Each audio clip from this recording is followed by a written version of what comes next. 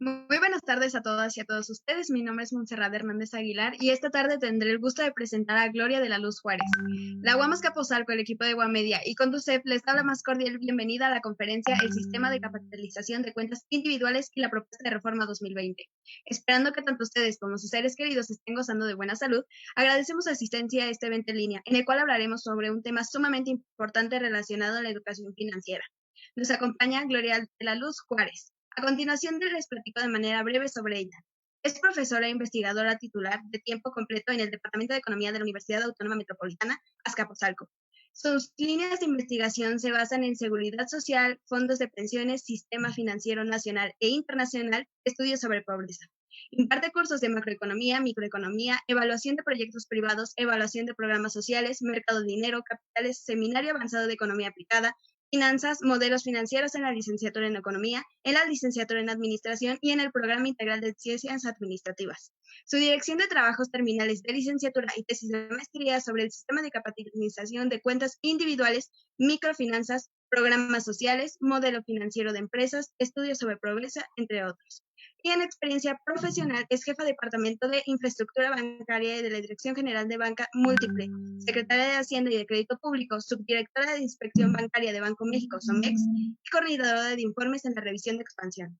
A continuación, me dirijo a quienes hoy amablemente nos acompañan en vivo. En caso de formular alguna pregunta o comentario, puedan expresarlas a través del chat y el soporte las recolectará, recordándoles que al final de la ponencia se van a resolver. Sin más, le cedo la palabra a nuestra ponente, Gloria de la Luz Juárez. Gracias, Monse. Buenas tardes a todos los asistentes. Espero interesarlos un poco en este tema que es tan crucial para todos. Es importante que todos sepamos qué cosa es este sistema, cómo fue que llegamos a él y cómo es que ha operado. Entonces, paso directamente a esta presentación para que no nos coma el tiempo. Estos son los puntos que pretendo tratar. ¿Cuáles son los sistemas pensionarios en el país? ¿Qué reformas se hicieron? ¿Cuál ha sido la evolución del sistema de cuentas individuales? ¿Cuáles son las nuevas propuestas que se están haciendo para 2020? Y finalmente doy algunas ideas como conclusiones. Entonces, este primer punto, ¿cuáles son los sistemas? Es un esquema muy sintético de lo que son los sistemas pensionarios en el país. Tenemos el IMSS como instituto asegurador.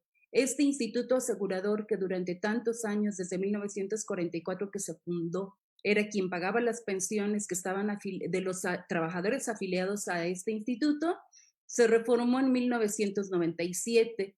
Lo mismo que el Instituto del Seguro Social como patrón, es decir, como contratante de trabajadores. Posteriormente vino una reforma para exactamente 10 años después, si lo pueden ver, de 1997 al 2007, se da la reforma al Instituto de Seguridad y Servicios Sociales para los Trabajadores del Estado. Luego tenemos aquí otros sistemas, como es el de la Comisión Federal de Electricidad, que se reformó en 2008, el que no se ha tocado, el ISFAM, el de las Fuerzas Armadas, el de Ferronales fue liquidado, el de Luz y Fuerza también fue liquidado, el de Pemex, que se reforma en 2015, se manda a cuentas individuales, pero finalmente recientemente se ha hecho otra reforma para que las pensiones las pague el Estado. Luego tenemos una diversidad de sistemas, como son los institutos estatales de pensiones, institutos municipales, esquemas universitarios que apenas llevan, hasta la fecha en que yo hice el balance, en 2017, llevan 27 reformas. Y aquí en otros entran una cantidad bastante grande de sistemas de pensionarios que son muy distintos, o sea, ninguno se parece. Es decir, tenemos una fragmentación de sistemas. Tenemos más de 1000 en todo el país. Coordinarlos, hacerlos sostenibles es muy difícil, pero bueno, eso es lo que tenemos en el momento. ¿Cuáles han sido las reformas que se han implementado? En 1992 fue la primera reforma que se hizo, o sea, independientemente de las reformas que se hicieron previamente a la Ley del Seguro Social, estas son muy importantes porque fueron las de la etapa más reciente. Entonces, les voy a mencionar cada una de ellas en qué consistió. Posteriormente vino la modificación a la ley del Seguro Social en 1995 y que entró en vigor en 1997 y posteriormente la ley del ISSSTE que se reformó en 2007. ¿En qué consistieron estas reformas? Primeramente, la ley del SAR de 1992. Esta primera reforma fue justamente para acostumbrarnos porque se crearon las cuentas individuales. Consistió en lo siguiente: el Estado asumió la responsabilidad de decirle al patrón que tenía que cotizar 5% del salario base de cotización para vivienda y 2% para retiro. Es decir, a los recursos que el trabajador ya cotizaba al Seguro Social para retiro, se le anexaba este 2%. O sea, como ven, para el trabajador era muy atractivo porque decía, bueno, yo no voy a poner nada, ¿verdad? Lo va a poner el Estado. Y bueno, en ese sentido el gobierno prometía que a este 2% del salario base de cotización se le agregaría un rendimiento, garantizaba un rendimiento real anual de por lo menos 2%. Entonces, los que estudian economía entenderán bien, ¿verdad?, lo que significa que es un rendimiento real, ¿verdad?, descontada la inflación. Entonces, esta fue la primera reforma. Entonces, se crearon las cuentas individuales. Originalmente, pues obviamente quien registraba esas cuentas eran los bancos. Posteriormente ya surgieron las Afore y esos recursos se canalizaron hacia estas. Reiterando esta situación, en 1992, los cambios en la ley del Instituto Mexicano del Seguro Social, se adopta el seguro de retiro y obviamente también se modifica la ley del Infonavit.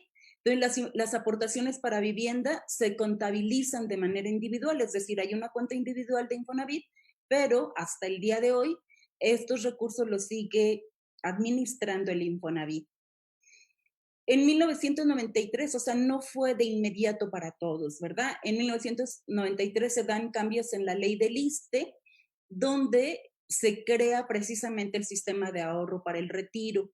Estas son también aportaciones voluntarias, aportaciones complementarias. También es el 2% al salario base de cotización de cada trabajador afiliado al ISSSTE.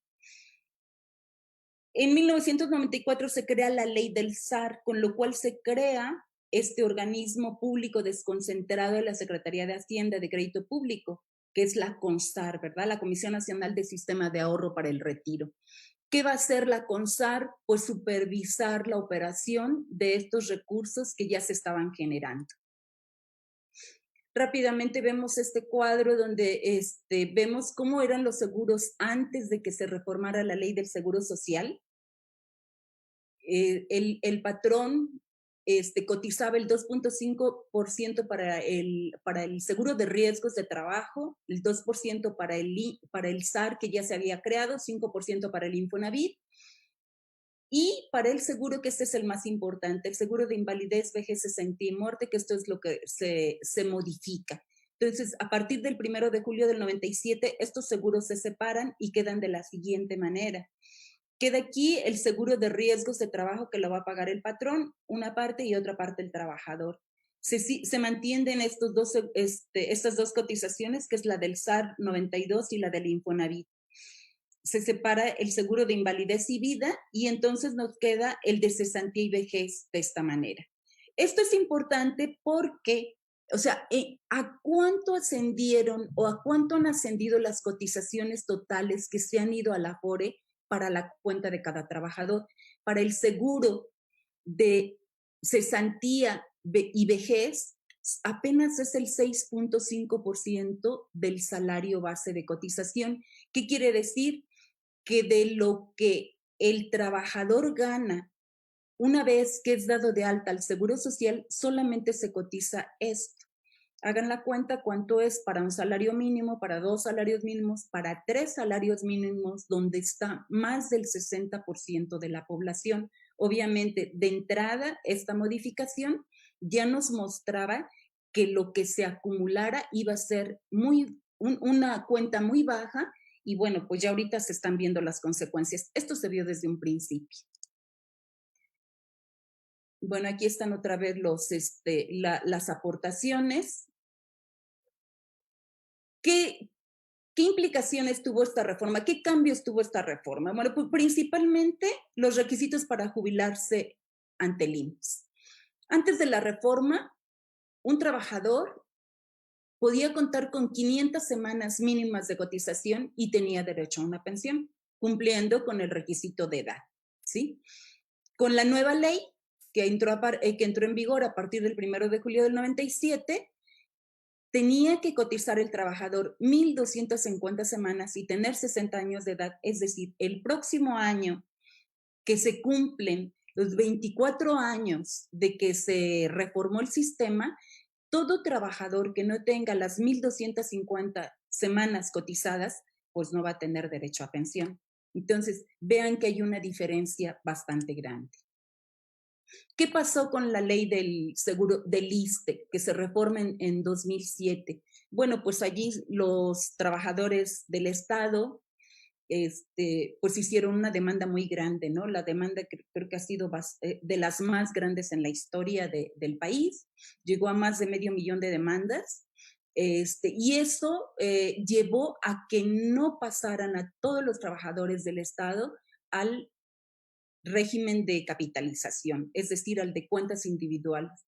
Y entonces, bueno, pues abrieron un renglón que fue adoptar el famoso artículo 10º transitorio, que consiste, o sea, no es lo mismo, no se va a jubilar nadie con la ley anterior. Es una reforma paramétrica en la que cada año va cambiando, se requiere cumplir con el requisito de años de trabajo y de edad. Aquí la pensión se fija en 10 salarios mínimos, que en el 2017, a causa de los cambios que hubo con la adopción de las UMA, unidades monetarias de actualización, esto en lugar de pagarse en 10 salarios mínimos, se rebajó a 10 UMAs. Pero bueno, con todas las demandas que ha habido, finalmente la Corte ha decidido que los salarios se paguen en 10 salarios mínimos.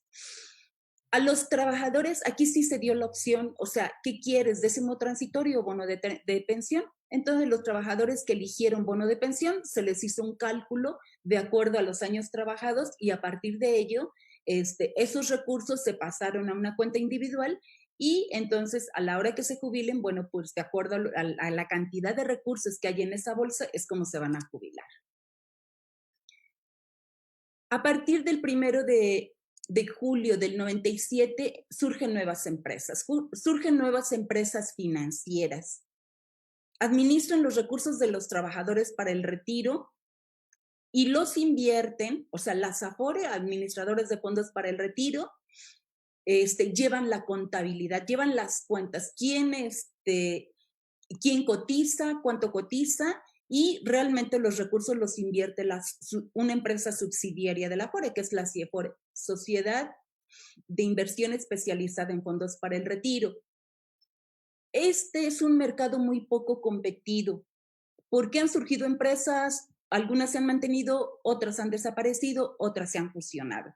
En economía esto se le conoce como un mercado oligopólico, es decir, hay grandes, hay pequeños, pero quien predomina en el mercado, quien domina el mercado son empresas grandes. Entonces aquí muestro un panorama de lo que ha sido la evolución, no pongo todos los años, me pareció seleccionar los más representativos. ¿Cuántas hay en el 98? Había 14 empresas. Si ustedes ven, algunos nombres ya no aparecen después, que fueron desapareciendo porque se fusionaron o desaparecieron. En el 2013 solamente había 12, cuando más hubo fue en el 2008, que ya fueron 21, pero volvieron a disminuir. En la actualidad, a septiembre del 2020, solamente tenemos 10 empresas, o sea, son las que se encargan de administrar los recursos. Obviamente aquí, pues ya apareció pensionista, ¿verdad? Que fue la Afore para administrar los recursos de los trabajadores que cotizan al Estado. ¿Qué tenemos de los recursos que han acumulado los trabajadores a lo largo de toda esta historia? Bueno, estos son los recursos acumulados. Por estos recursos quiere decir que es para retiro, cesantía en edad avanzada y vejez. Entonces, por Afore vemos que existe esto, o sea, hay 4.2 billones de recursos que los trabajadores han ido acumulando a lo largo de estos 23 años ya. De ahorro voluntario, el ahorro voluntario se promovió y cuando se crearon las cuentas individuales, se pensó que el trabajador, si quería tener mayor pensión, pues que le pusiera más recursos a su Afore. Pero el problema está en que si la mayor parte de trabajadores apenas gana 3 salarios mínimos, ¿cómo puede dedicar más recursos para la Afore? Y además, vamos a ver qué ha pasado con estos recursos. Aquí tenemos el ahorro solidario, que quiere decir que es el ahorro que el Estado aporta, como lo vimos en el cuadro al principio, que va poniendo a los recursos de los trabajadores de acuerdo a su nivel salarial. En total, vemos aquí 4.3 billones de pesos. Puse aquí separado lo de vivienda, porque sí se va contabilizando, lo maneja el Infonavit, pero porque también han tenido la tentativa de que estos recursos se queden en las Afore. ¿Qué quiero destacar de estos recursos acumulados? Vean, con 10 Afore en el mercado, 4 concentran casi el 70% de los recursos. O sea, las otras administran muy pocos recursos, ¿sí? Y esto, pues obviamente, no es saludable para la competencia y no es saludable tampoco para los trabajadores porque entonces las rentabilidades y las comisiones que les cobran, pues son altas. Esta es la evolución desde que surgió el sistema. En 1998 fui haciendo los registros que he venido siguiéndole la pista al sistema desde que surgió. Aquí están los recursos que van a retiros, cesantía y vejez, las aportaciones voluntarias. Las aportaciones voluntarias, como lo vimos aquí en el cuadro, es bien poquito, o sea, de esto representa el 1.83, o sea, prácticamente insignificante, ¿no? En 23 años, eso es lo que se ha aportado a ahorro voluntario. O sea, ¿quién puede ahorrar? Pues los que ganan mucho dinero, ¿verdad? Entonces, esto me lleva a ver cómo han crecido los recursos a lo largo de todo este periodo. ¿Qué ha pasado con los recursos? El incremento ha sido considerable. El cálculo que yo hice me reporta que han crecido a una tasa promedio anual del 22%, que ningún otro sector lo ha tenido. Estos recursos los administran cada vez menos empresas. Como lo mostré en el cuadro, en los últimos 3 años solamente han tenido presencia 10 empresas. Aquí hay un problema con la forma en que se han registrado las cuentas y cómo se han registrado los recursos. Hay un desbalance, hay una separación. Vean, aquí la CONSAR nos reportaba trabajadores registrados y trabajadores registrados con aportación. Esto con los años se fue separando, ¿sí? Llegó un momento en que ya no reportaron esto, ya nada más reportaban trabajadores registrados y afiliados. Terminan ahora reportando cuentas administradas y trabajadores registrados. Esto es totalmente ilógico, ¿sí? Si estamos hablando de que la población en México es de 120 millones, eso significaría que si estas cuentas son reales, los 67.4 millones, pues estamos hablando de un sobreempleo, ¿verdad? Entonces, aquí sí les quiero enfatizar a los jóvenes, ¿por qué existe esta situación? Porque muchos jóvenes no atienden su cuenta, ¿sí? Con esta flexibilidad laboral que hoy tenemos, entran a trabajar un día en un lado, tienen una cuenta en una Afore, luego se salen de allí, van a otro trabajo y no le dan seguimiento a esa cuenta. ¿Y qué pasa? ¿Por qué no se han limpiado este número de cuentas? Porque a los Afore les conviene, porque de esto están cobrando comisión, ¿sí?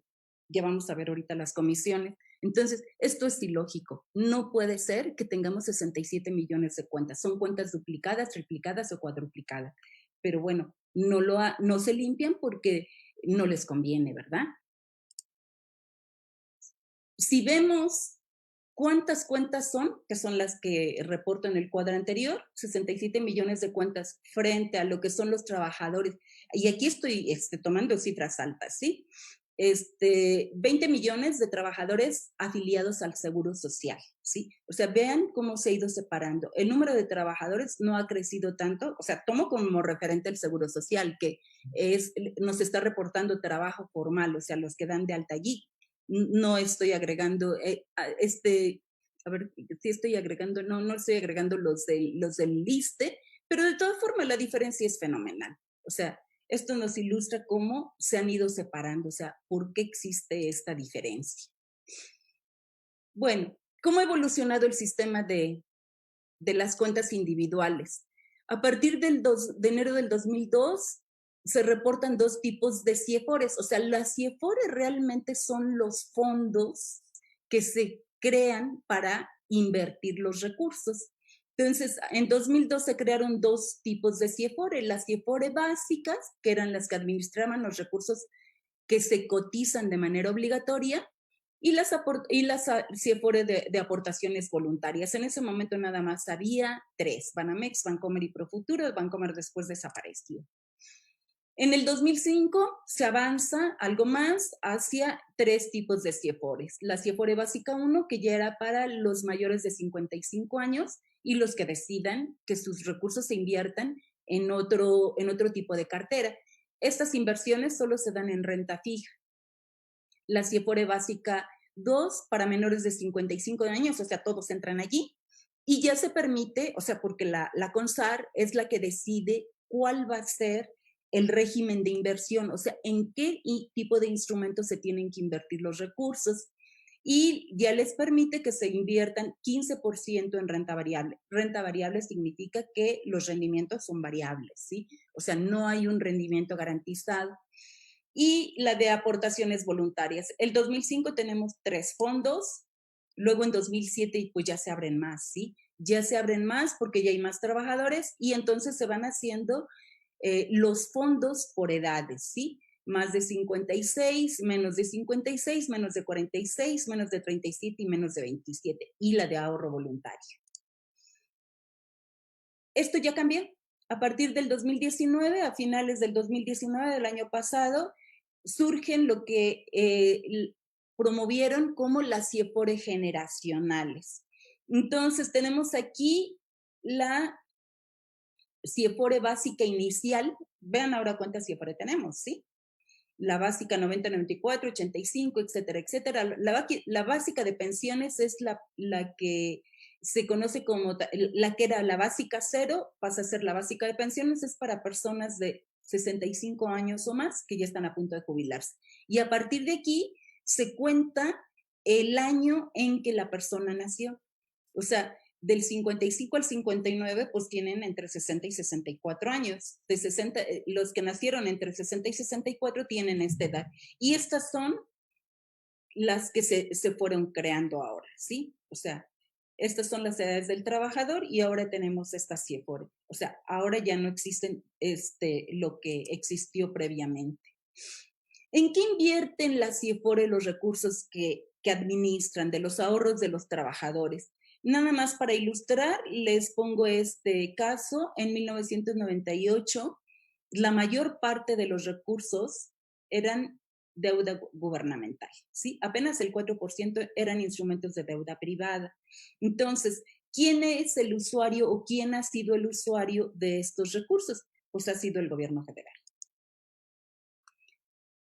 Con datos al mes de junio del 2020, encontramos que la cartera de las CIEFORE ya clasificadas por CIEFORE generacionales, vemos que la mayor parte, o sea, con toda la evolución que han tenido, con todos los regímenes de inversión que se han flexibilizado, aún la mayor parte de recursos sigue siendo utilizada, es decir, ¿quién utiliza esos recursos? O sea, los títulos que vende el gobierno federal en el mercado financiero los compran las CIEFORE.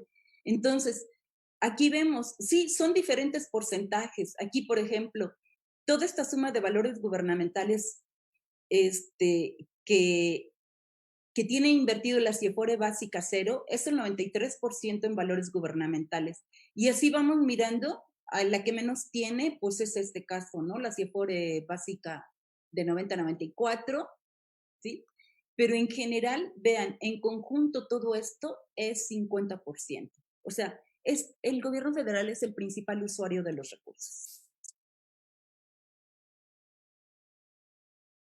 Se supone que de esto, a la hora que las CIEFORE invierten los recursos, deben obtener un rendimiento. Y esos rendimientos son los que deben reportar a los trabajadores. Entonces, aquí estoy rescatando, estos son datos, todo lo que está aquí presentado, bueno, está la fuente, la mayor parte es de la CONSAR, o sea, son datos que yo no estoy tomando de otro lado, son los mismos que está reportando la CONSAR. Nos está reportando que en promedio, entre enero del 2009 y junio del 2020, estos fueron los rendimientos, o sea, ya separado por la CIEFORE generacionales. Entonces, en promedio vemos que no llegan o sea, no rebasan el 5.5% de rendimiento, ¿sí? Por ejemplo, aquí dice, esta tiene más rendimientos conforme menos edad, más rendimiento. ¿Por qué? Porque la mayor parte de estos recursos están invertidos en instrumentos más riesgosos que son de renta variable. Entonces piensan, bueno, se pueden invertir porque además son recursos que no van a usar ahorita, que van a usar en el largo plazo. Entonces, eso es lo que nos están reportando. Con estos rendimientos reales, o sea, nada más estamos tomando a partir del 2009, ¿no? Estudios que se hicieron previamente desde que surgió el sistema hablaban de que se necesitaba por lo menos un rendimiento real anual del 8% para alcanzar una pensión por lo menos del 30% del salario base de cotización. Si vemos estos rendimientos de este periodo, pero bueno, no nos dicen que en la primera década, pues realmente, yo no lo dije, lo dijo Banco de México y lo dijo la Comisión Federal de Competencia, no hubo rendimientos para los trabajadores. Las AFORE sí obtuvieron utilidades, sí obtuvieron rendimientos, pero los recursos de los trabajadores no los obtuvieron. ¿Y por qué razón? Parte por los rendimientos que obtuvieron en el mercado, pero parte también porque se los llevan las comisiones. Aquí estas comisiones que estoy presentando en 1998, como vemos, se cobraban comisiones sobre flujo y se cobraban comisiones sobre saldo.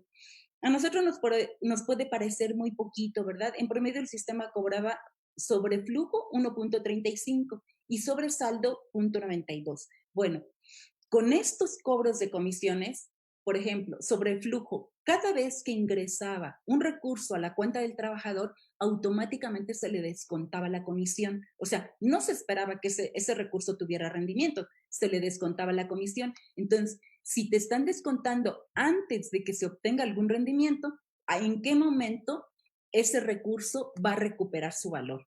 Bueno, pues un actuario que hizo el ejercicio decía, bueno, necesita por lo menos 10 años para recuperar ese valor.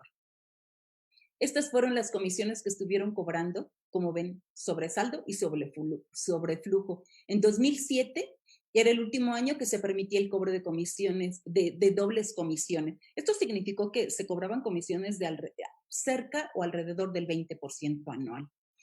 A partir del 2008 se decidió que solamente se cobraran comisiones sobre saldo. Y si vemos efectivamente, como mucho lo anuncia la CONSAR y la SAFORE, la MAFORE, las comisiones se han ido reduciendo, ¿verdad? Desde 1.96 hasta 0.98. Desde 1.37 en promedio el sistema a 0.92 que las registran en septiembre del 2020.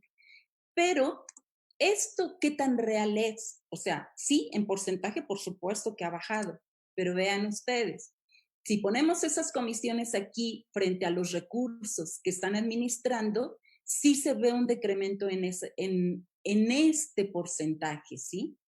Pero no en el valor. El valor sí que ha crecido, ¿verdad? Solamente aquí hubo un decremento del 14 al 15, pero de ahí en fuera, y son valores positivos, ¿sí? O sea, vean cómo se ha crecido. Entonces, por mucho que nos digan que las comisiones sí han bajado, siguen siendo un elemento que ha ido creciendo, claro, porque cada bimestre hay más recursos, ¿verdad? Entonces, aunque nos digan que han bajado mucho, pues siguen cobrando bastante. Aquí hice un resumen de lo que es la utilidad que obtienen o sea, tengo toda la historia, no les voy a aburrir con tanta historia, pero aquí lo que quiero destacar es lo siguiente. Para que se generen estas utilidades, entran en juego diferentes conceptos. Yo recogí algunos que me parecieron más importantes. Que son los ingresos por comisión. O sea, lo que le cobran a los trabajadores en total para septiembre de 2020 fueron pues 28 millones, ¿sí? Pero son miles de pesos, o sea, son 28,000 millones de pesos en comisiones, ¿sí? Costos de afiliación y traspaso, 6,000 millones. En conjunto, aún con la situación de pandemia, aún con la situación de crisis que tenemos, las Afore tienen una utilidad general acumulada a septiembre del 20 de 12,000 millones de pesos. ¿Y quiénes tienen ese porcentaje acumulado? 4 Afores, ¿sí? Banorte, Banamex, Sura, Profuturo y Pensionista. Entre las 4 concentran el 81% de estas utilidades. Bueno, ¿qué es lo que nos están proponiendo ahora? Nos están proponiendo en la iniciativa de la propuesta de reforma a la ley del Seguro Social, porque solo es ahorita la del Seguro Social, no han hablado todavía de la de ISSSTE, ¿verdad?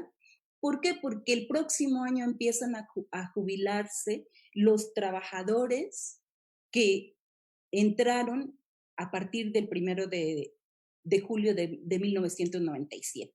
Entonces se supone que ya tendrían que tener sus recursos listos, ¿verdad?, para jubilarse. Entonces, la reforma nos está diciendo que en lugar de que les tomen en cuenta 1,750 semanas, de golpe les reducen a 750. Entonces le dicen, no me cumplas con 1,250 semanas, te recibo 750 y ya te puedes jubilar, ¿sí? Está un poco confusa la ley porque nos dice, bueno, vamos a empezar con 750 en 2021 y cada año vamos a ir aumentando 25 semanas para que en el 2031 lleguemos a 1,000. O sea, no sé si eso se pueda mantener, para entonces este gobierno ya no va a estar, ¿verdad? Entonces no sabemos qué vaya a ocurrir. El otro punto de la reforma de la propuesta es que aumenten las cotizaciones del 6,5% que es actualmente del salario básico de cotización, que crezca al 15%. Ahorita vamos a ver cómo van a crecer. Y también proponen que la pensión mínima garantizada, vean, en la ley anterior, o sea, en la ley que está vigente, se determinó que cuando un trabajador cotizara las 1,250 semanas y sus recursos no alcanzaran para comprar una pensión, porque esto es comprarla, ¿sí? O sea, a la hora que el trabajador está acumulando los recursos, los administra la Afore. Cuando ya se va a jubilar, o va con una compañía de seguros o va con una Afore para solicitar ya sea una renta vitalicia o retiros programados, ¿sí? O sea, ¿quién quiere retiros programados? Dice, bueno, yo tengo otros recursos con que vivir y yo quiero que mis recursos de mi Afore me los den en 5 años, por ejemplo, ¿no?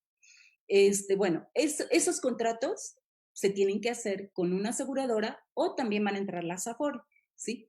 Entonces, cuando el trabajador hubiese cotizado 1,250 semanas y no le alcanzara para comprar una renta vitalicia o unos retiros, el gobierno le prometió, yo te doy una pensión mínima garantizada. Hasta ahora, bien a bien, no sabíamos de cuánto iba a ser, pero bueno, ahora ya lo están manejando, que sería entre 3,289 pesos y 4,345. Esto tiene un efecto y un costo. Y bueno, el otro punto de la reforma son la disminución de las comisiones. Vamos a ver cada uno de estos puntos. Entonces, como decía, a partir del 2021 se inician con 750 semanas para los que se jubilen este año. A partir del 2022, las semanas irán aumentando en 25 para llegar en 2031 a 1,000. Entonces, a partir de ahí, ¿qué pase? Pues es una incógnita. La forma en que van a ir aumentando las cotizaciones, bueno, esta es la forma en que se van a dar. O sea, las aportaciones a las que se va a llegar en 2030 son de esta manera. Ahora fíjense qué clasificación nos hace. Ya no tenemos la clasificación de 1 a 5 salarios mínimos o de 1 a 3. Ahora ya nos la hacen un poquito más complicada. Ahora tenemos que aprender otro concepto. Tenemos un salario mínimo, ¿sí? Este es lo que va a aportar el patrón para cesantía y vejez, para retiro. La cuota del trabajador, esta es la que ha estado realmente cotizando el trabajador desde que se reformó el sistema, 1.125. O sea, no cotiza más, ¿sí? Esta es una cuota obligatoria y solo cotiza eso. Entonces, ¿quién abrió una cuenta individual? Al contrario, la han ido retirando, ¿no? En este nivel de salario, el gobierno se compromete a cotizar 8.72 para llegar al 15%. En todos se supone, bueno, aquí por redondeo no está, pero en todos se tiene que llegar al 15%. Entonces, aquí se van viendo cómo van a ser las cotizaciones para cada nivel de UMAS, no de salario. El trabajador que gane entre 1.01 y 1.5 UMAS, esto es lo que tiene que cotizar el patrón. Y así sucesivamente, los que coticen de 4.01 en adelante, pues el patrón va a cargar con el 11.875 más el 2% que ya estaba del SAR. El trabajador solo cotizará con el 1.125 y entonces el Estado ya no va a cotizar, pero tiene que reunirse el 15%. Esto lo vemos en esta gráfica que recojo de aquí del Centro de Investigaciones Económicas y Presupuestarias. O sea, vean, nos ilustra cómo se van reduciendo las aportaciones estatales, ¿sí? Y como la base es lo del SAR, esta es la cotización del trabajador y cómo tienen que irse incrementando, o sea, lo que no existe aquí, pues se tiene que compensar por esta parte por los patrones.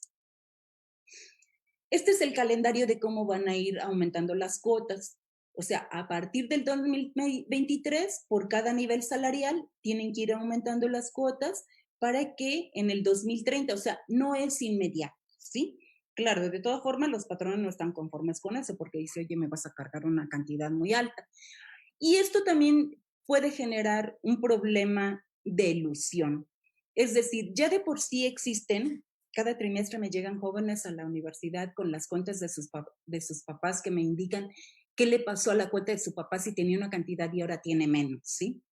Eso significa que tiene menos semanas cotizadas. ¿Por qué? No, porque le aparece ahí un concepto, dice, son minusvalías que la CIEFORE tuvo, ¿sí?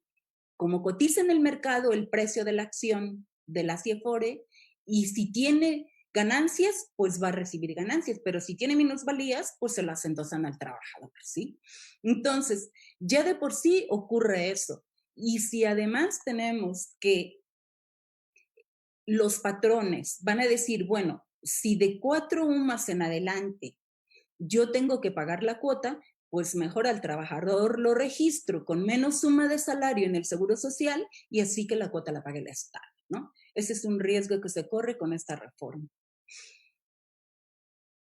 ¿Cuánto se necesita para una pensión? Desde que surgió el sistema, se han elaborado infinidad de ejercicios, ¿sí? Aquí estoy recogiendo uno que elaboraron 3 actuarios y una politóloga de la UNAM, en el que nos muestran cuánto se necesitaría para tener, fíjense, para acceder al 40% del último salario a los 65 años, ¿sí? Se inicia con un salario de 8,619 pesos. ¿Qué quiere decir la carrera salarial? Paso de 1 a 2 salarios mínimos en mi vida, a lo largo de mi vida productiva, o paso de 1 a 3, ¿sí? Empiezo con los mismos salarios, la carrera salarial también es la misma, pero el salario al momento de la jubilación, dependiendo de la edad, por ejemplo, la edad del trabajador aquí empieza con el mismo salario a los 25 años, empieza a los 30 y a los 35.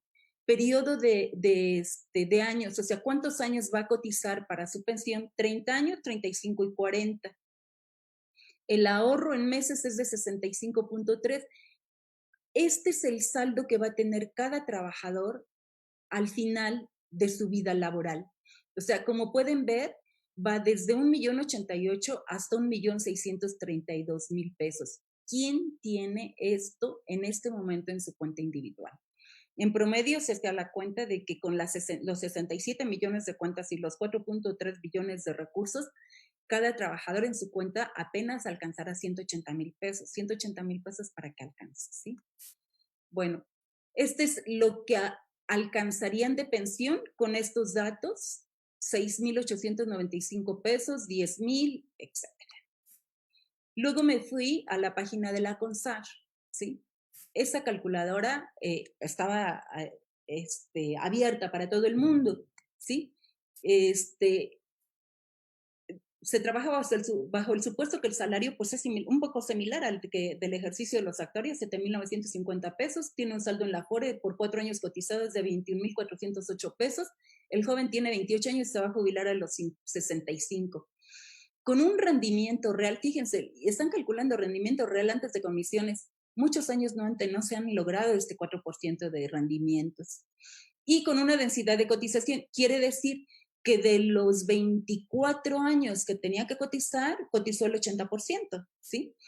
Entonces, su saldo acumulado al retiro son 502,000, la pensión mínima, pensión estimada sería de 3,289, pero fíjense lo que ya están manejando. O sea, estos recursos le van a dar derecho a una pensión, pero, ¿sí?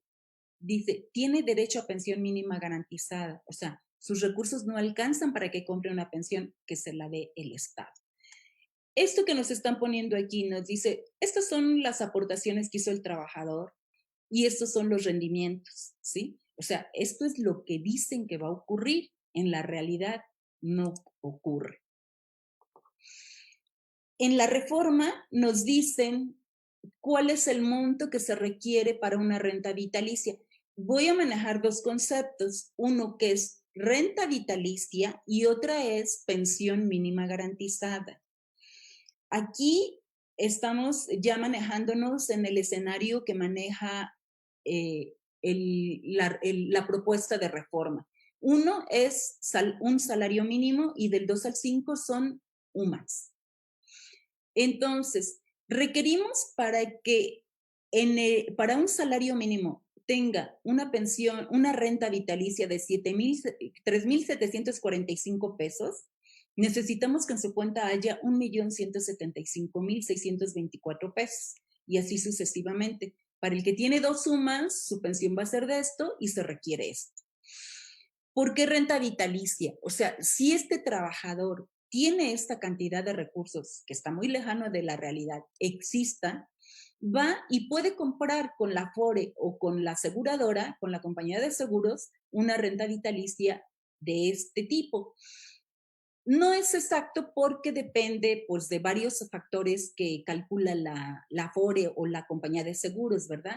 A ver cuál es tu esperanza de vida, a qué edad murió tu familia, tienes enfermedades, etcétera, etcétera. Todo eso es lo que contabilizan al momento en que van a dar una renta vitalicia.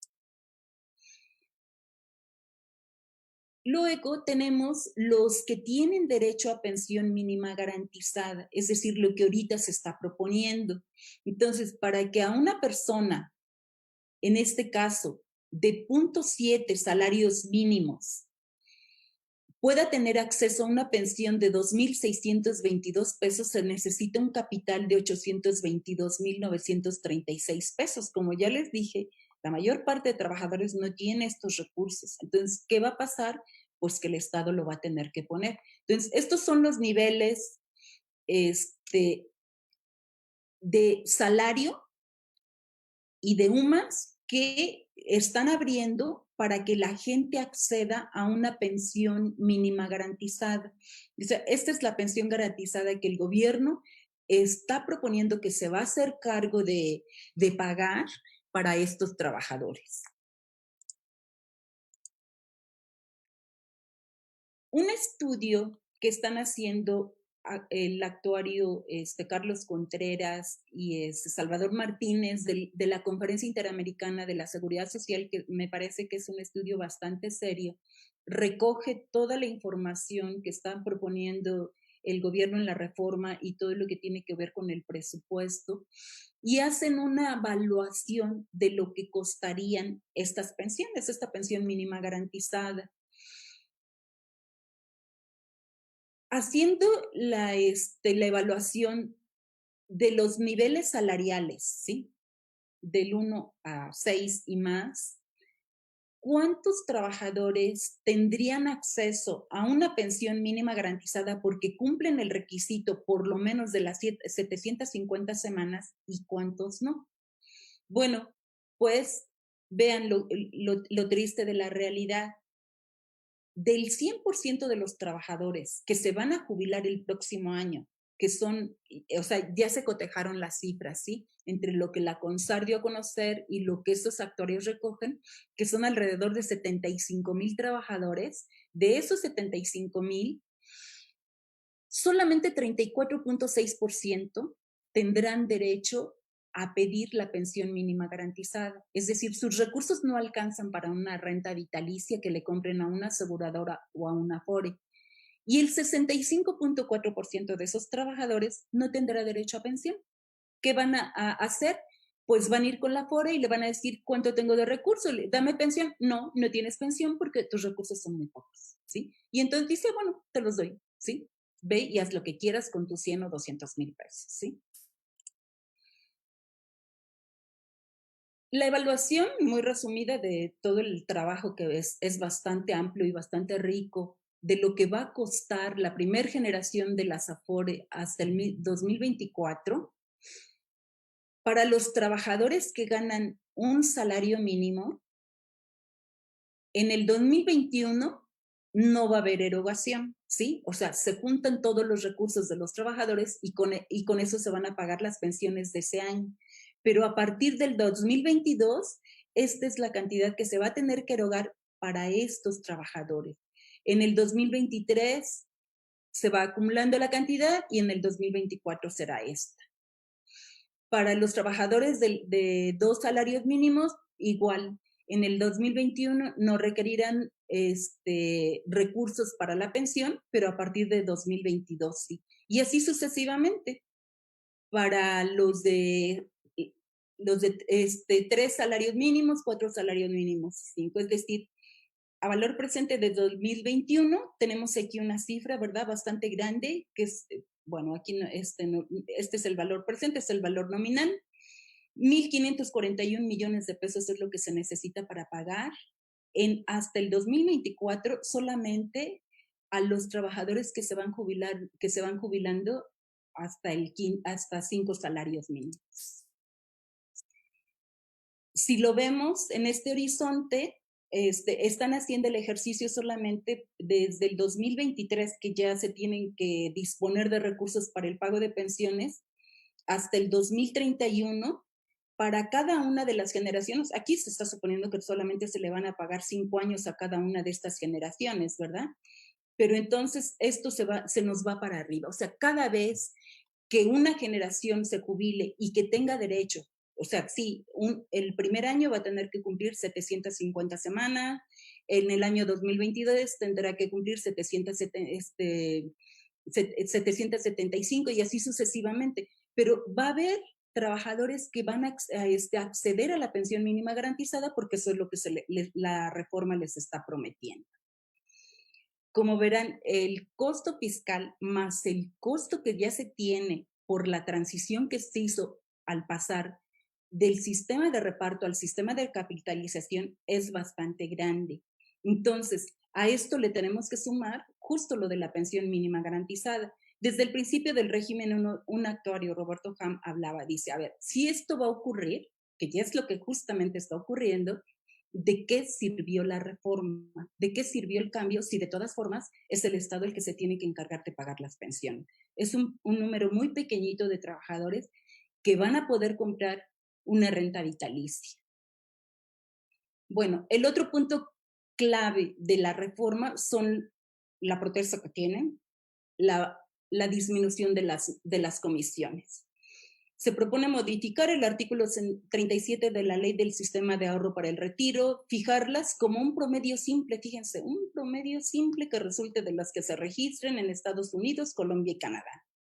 En este caso, pues vemos que son casos muy diferentes, ¿sí?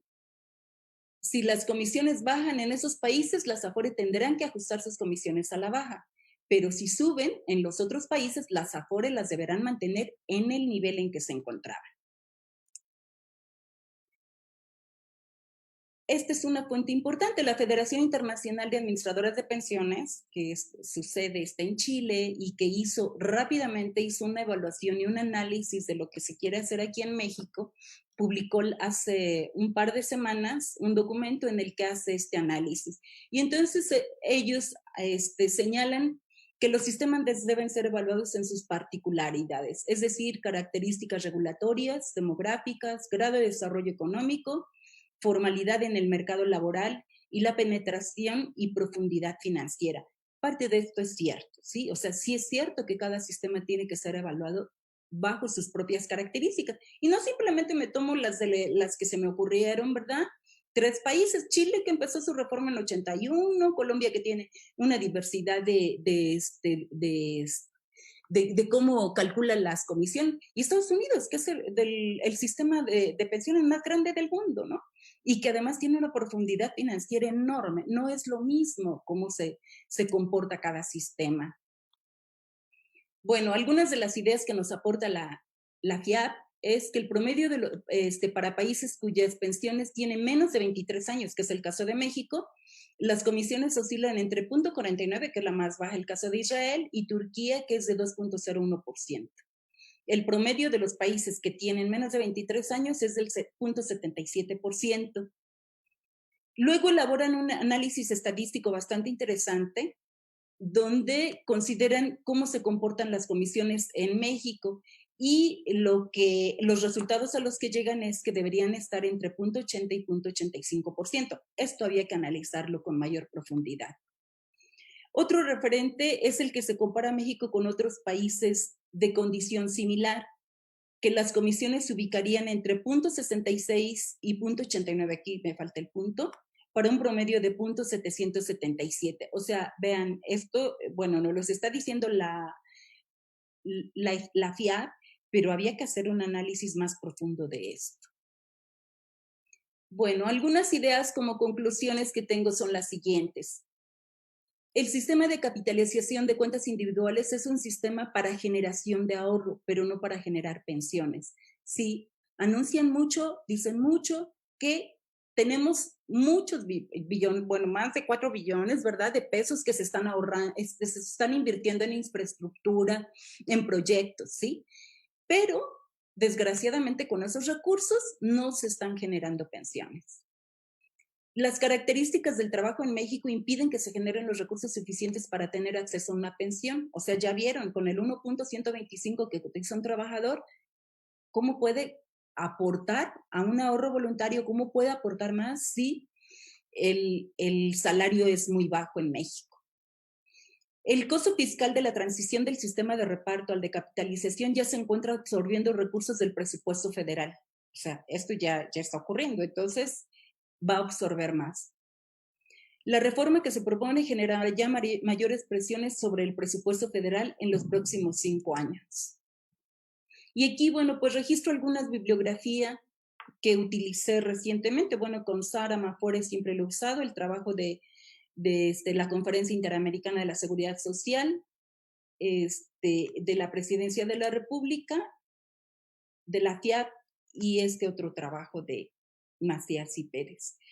Eso es todo. Por mi parte, pues dejamos unos minutos por si tienen alguna pregunta. Muchas gracias, Gloria de la Luz Juárez. Ha sido un gusto el escucharle y aprender de todo lo que nos ha hablado. Sí tenemos varias preguntas acerca del tema que nos gustaría que de manera breve nos pudiera responder. La primera es, ¿qué nos sugiere a los jóvenes si no tuviéramos un salario digno para nuestra vejez?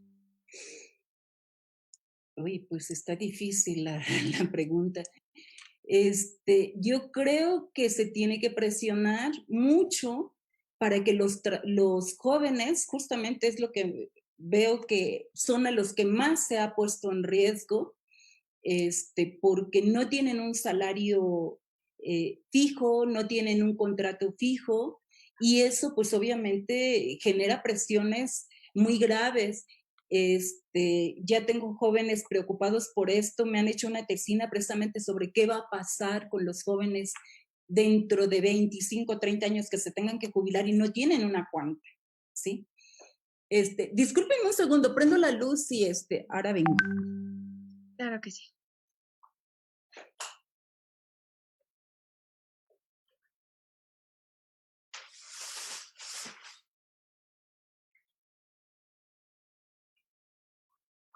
Que los jóvenes tengan conciencia de que, pues, tiene que haber una modificación a esto, ¿sí? O sea, desgraciadamente, esta flexibilidad laboral, justo hoy están haciendo una propuesta, salió la noticia de que el presidente está haciendo una propuesta para que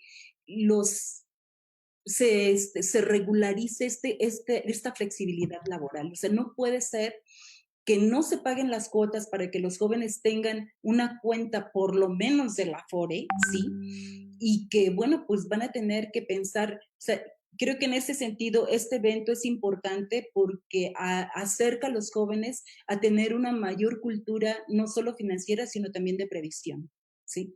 Entonces, creo que el mensaje que yo les digo a los jóvenes es que vean qué es lo que pasa con esto y que no crean que con una cuenta individual ya tienen garantizada una pensión. O sea, los recursos sí se ahorraron, pero eso no están dando pensiones. Entonces, realmente una modificación a la ley y esto llevó a que las empresas, porque sí han ganado mucho, ya lo vieron, ya se los demostré con datos de ellos mismos, que han ganado mucho, han tenido muchas utilidades, han invertido, pero han invertido un derecho, ¿sí? México ha suscrito el convenio, el tan llamado, ¿verdad? El 108 de la Organización Internacional del Trabajo, dice todo ser humano tiene derecho a una vida digna, ¿sí? Todo trabajador tiene derecho a una pensión y a pesar de eso, bueno, ya vemos que los sistemas de capitalización no funcionan, ¿no? En el 2002 hubo un evento en el Congreso de la Unión, vinieron los chilenos, investigadores chilenos, funcionarios chilenos que dijeron, por favor, den marcha atrás esta reforma porque no va a funcionar, ¿sí? Y durante toda su existencia se ha estado diciendo. Y bueno, los resultados ya los tenemos ahora, ¿no? Ojalá y que los jóvenes se interesen más por estudiar esto, por conocer más, para que vean que la alternativa pues no está en la Afore, ¿sí? Si un trabajador se pensiona con la ley 73, le piden 500 semanas y él tiene 1,600 semanas, ¿qué pasa o qué significarían las semanas que quedan de más? Sí, en uno de los cuadros que presenté de la reforma, ahí se plantea, o sea, si va a presentarse, a ver, los trabajadores que están afiliados al Seguro Social, si tiene 500 semanas, tiene la opción de elegir, ¿sí? O se pensiona, solicita su pensión por la ley 73 o pide su pensión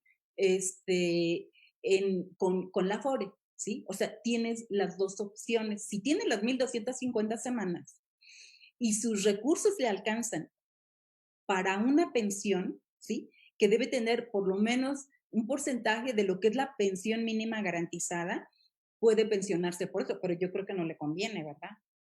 O sea, obviamente por eso ahorita también está en discusión la modificación de la ley 73. O sea, no quieren que la gente se pensione por la ley 73 porque con 500 semanas ya se pensiona, ¿verdad? Pero claro, ese trabajador tuvo el beneficio de haber entrado antes del 1 de julio del 97. Entonces, si puede pensionarse por esa vía, claro que le beneficia más, ¿no? ¿Por qué el IMSS no está tomando en cuenta las semanas cotizadas entre 1970 y 1980? No, sí las está tomando, no entiendo por qué no las está tomando en cuenta. De 1973 a 80, no había, a ver, sí, en 73, o sea, hubo otra reforma, ¿sí? Pero con esa ley del 73 al 80, sí, no entiendo por qué no tendrían que tomar en cuenta esa semana. O sea, si son semanas cotizadas, son semanas que tienen que tomarse en cuenta, ¿no?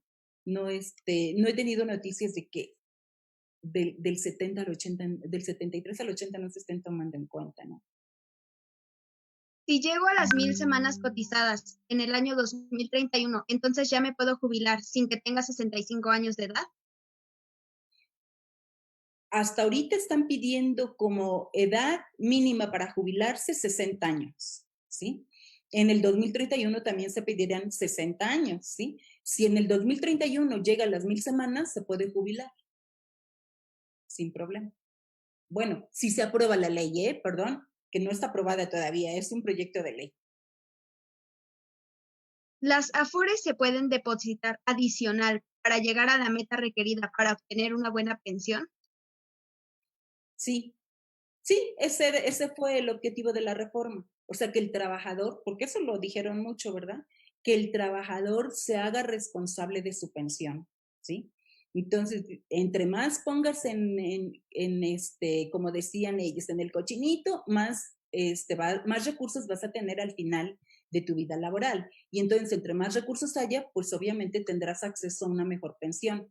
Pero bueno, la mayor parte de trabajadores que tiene hasta 3 salarios mínimos de sueldo, pues si le queda algo para ahorrar, pues ahí lo puede poner en la Afore. El problema está en que con esta situación, como están invertidos los recursos en los mercados financieros, si se pierden, si se pierde valor, como dicen, hay minusvalías, pues obviamente las Afore no se van a quedar con esa pérdida, se la van a transferir al trabajador y eso significa que le retrasan las semanas cotizadas. Otro tema que no traté es esto de los retiros, ¿sí? Por ejemplo, ahorita que puedan retirar por desempleo, ¿sí? No le conviene a ningún trabajador hacer eso. ¿Por qué? Porque el costo de reponer esas semanas es enorme, ¿sí? Casi nunca la repone. Y entonces, si en algún momento sí tuviera acceso a una pensión, es que no es nada más lo que retiró. Lo que retiró tiene un costo en semanas, pero además también tiene un costo en rendimiento que no le va a dar la Afore, ¿sí? Entonces, esa situación pues sí es delicada, ¿no? Claro, ahorita todo el mundo busca alimentarse, ¿verdad? Y en todo el mundo está ocurriendo lo mismo. Donde hay fondos de pensiones de cuentas individuales, de capitalización, están retirando dinero, porque la gente necesita comer, ¿sí? Sí, a costa de que, bueno, pues hoy como y mañana a ver qué pasa. ¿No voy a tener pensión? Pues no, porque ya retiré recursos. ¿A qué edad puedo retirar mi capital ahorrado? A los 60 años. O sea, no lo puedes retirar antes. ¿Las pensiones son insostenibles para el Estado a mediano plazo? ¿Se deberían transitar a otros instrumentos financieros con mayor rentabilidad, pero con mayor riesgo? No, no, a ver, las pensiones es un derecho social, ¿sí? Entonces, si lo vemos como un derecho que quitaron y que los recursos estén en el mercado, ese no es la alternativa, ¿sí? O sea, ¿por qué España? ¿Por qué Alemania? No, Francia, ¿sí? No, transitaron a sistemas de capitalización 100%. La nuestra fue una reforma estructural, o sea, de tajo, dijeron capitalización y no hay más, ¿sí? España, Francia, Alemania no apostaron por eso. Ellos tienen sistemas de reparto. ¿Por qué? Porque saben que no se puede empeñar un derecho social a los mercados, ¿sí? O sea, el mercado va a funcionar conforme a sus normas, ¿sí? Entonces yo no puedo empeñar mi seguridad futura a un mercado, ¿sí? Sí, efectivamente, hay insostenibilidad. Francia y estos 3 países que acabo de mencionar, año con año hacen sus evaluaciones actuariales, saben cuánta gente se va a jubilar y de los presupuestos del Estado se dedican recursos a las pensiones, ¿sí? Entonces, España tiene fondos de pensiones privados, o sea, de cuentas individuales, son voluntarios, ¿sí? Entonces, no es esa la alternativa. Sí, la deuda cada vez va a crecer más. Miren, ahorita nada más, la deuda que ya se tiene de la transición se termina en el 2090, ¿sí? Ya tenemos esa deuda. Y ahorita, si se aprueba esta reforma, pues obviamente la deuda va a crecer. Nuevamente, muchísimas gracias por tan espléndida ponencia y le damos las gracias a todos los que nos estuvieron viendo por Facebook Live. No olviden seguir todas las demás conferencias que tenemos para ustedes. Gracias. Gracias.